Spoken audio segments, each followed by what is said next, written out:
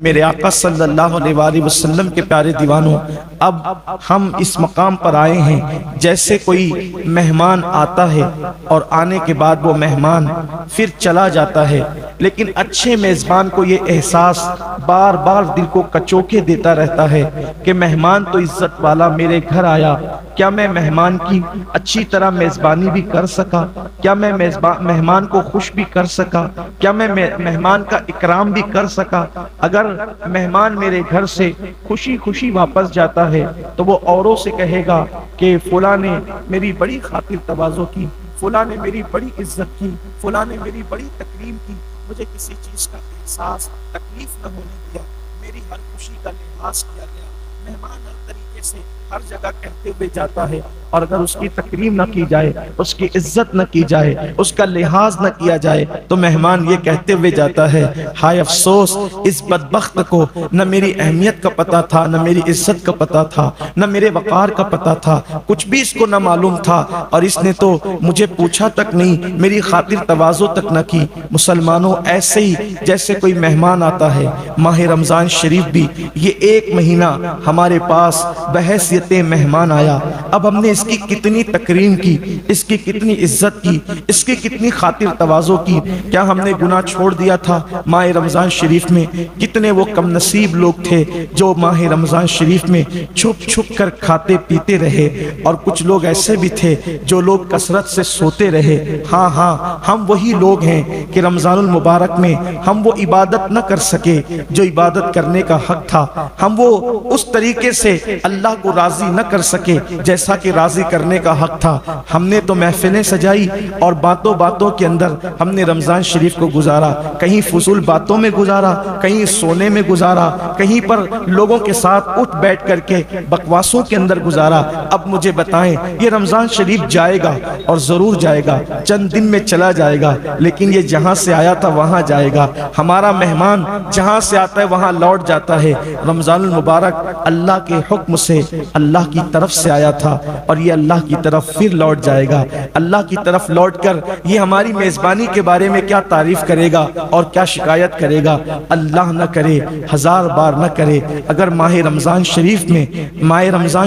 نے مولا کی بارگاہ میں یہ کہہ دیا، مولا میں گیا تو تھا لیکن نہ میری تکریم کی گئی، نہ میری تعظیم کی گئی، نہ میرا احترام کیا گیا، نہ میری عزت کی گئی، بتائیں ہمارا کیا بنے گا؟ بلکہ میرے آقا صلی اللہ علیہ وآلہ وسلم کے فرمان کا مفہوم ہے کہ جس کے خلاف ماہ رمضان شریف گواہی دے گا کہ اس نے میری عزت اور تکریم نہیں کی، مجھ میں عبادت نہیں کی، میرا حق نہ جانا، تو اللہ تبارک و تعالی اس کے حق میں کسی کی بھی سفارش کو قبول نہیں فرمائے گا۔ جس کی شکایت رمضان المبارک کرے گا، اللہ تبارک و تعالی، اللہ اکبر، اس شخص کے حق میں کسی کی سفارش کو قبول نہیں فرمائے گا۔ اور کہاں جائے گا؟ جس کی مخالفت میں ماہ رمضان المبارک کھڑا ہو، جس کی مخالفت میں اللہ کا قرآن کھڑا ہو، پھر اس کے لیے جو ہے وہ رحمت کے دروازے بند کیے جاتے ہیں۔ ہاں مسلمانوں، یہ وہی تو مہینہ ہے جس میں رحمتوں کے دروازے کھل دیے جاتے ہیں، یہ وہی تو مہینہ ہے جس کے لیے جنت کے بالا خانوں کو سجایا جاتا ہے،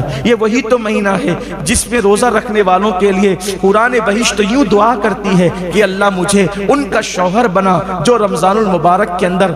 پیاسے رہتے ہیں اور تیری عبادت کرتے ہیں۔ روزہ کون سی عبادت کا نام ہے؟ حضرت سیدی سلیمان دارانی رحمت اللہ تعالی علیہ فرماتے ہیں، ایک مرتبہ میں نے روزہ رکھا سخت گرمی میں، اور میں نے خواب میں دیکھا کہ کوئی کہنے والا کہہ رہا ہے، سلیمان کیا تم اتنے دینار کے بس یعنی سونے کے سکے کے بس تم اپنا روزہ بیچ دو گے ہمیں، کہ روزے کا ثواب بیچ دو گے ہمیں؟ حضرت سلیمان دارانی کہتے ہیں، واللہ اگر ایک روزے کے بدلے مجھے پوری دنیا اور اس پوری دنیا کے سوا جو کچھ ہے اگر سب مل جائے تو بھی میں روزے کا صلہ نہیں بیچوں گا، اس لیے کہ میں تو روزے کا صلہ دیدار الہی، اللہ کے حسن کا دیدار چاہتا ہوں۔ تو غیب سے ندا آتی ہے سلیمان روزہ رکھتا رہے، اس لیے کہ روزے داروں کو اللہ کا دیدار نصیب ہوگا، اللہ کا دیدار کرایا جائے گا۔ اور اللہ نے فرمایا، اے میرے روزے دار بندو، جو لوگ روزہ نہیں رکھتے ہم ان کو اپنے دیدار سے محروم کریں گے، لیکن جو روزہ رکھتے ہیں ہم ان کو جنت میں جمع کر کے اور ان کو تخت پر بٹھا کر ان کی کمر کے نیچے تکیے دے کر کے پھر اپنے حسن سے پردے ہٹائیں گے، نقاب ہٹائیں گے، اور اس کے بعد ان کو اپنا دیدار نصیب کریں گے۔ اللہ اکبر، ایسے ایسے دیکھیں گے لوگ جیسے عید کا چاند آسمانوں میں دیکھتے ہیں، ویسے اپنے اللہ کا بلا تفصیل اپنے رب کا دیدار کریں گے۔ وہ روزے داروں کے لیے خاص ہے، اللہ روزے داروں کو اس کا دیدار نصیب فرمائے گا۔ اللہ نے فرمایا ہر عبادت کا صلہ نیکی ہے، لیکن اللہ تبارک و تعالیٰ کے روزے دار بندوں روزے کا صلہ اللہ تبارک و تعالیٰ نے جنت نہیں رکھی، بلکہ اللہ فرماتا ہے روزہ میرے لیے ہے اور میں ہی اس کی جزا ہوں۔ یعنی روزہ رکھنے کا صلہ دیدار الہی ہے، اللہ کا دیدار ہے۔ لوگ روزے کی اہمیت کو تو سمجھے، لیکن بس آج جو پتا کے اندر وہ زیادہ نہیں کہنا، صرف اتنا کہنا ہے وہ جمعہ جس کے جانے پر آسمان ہوتا ہے،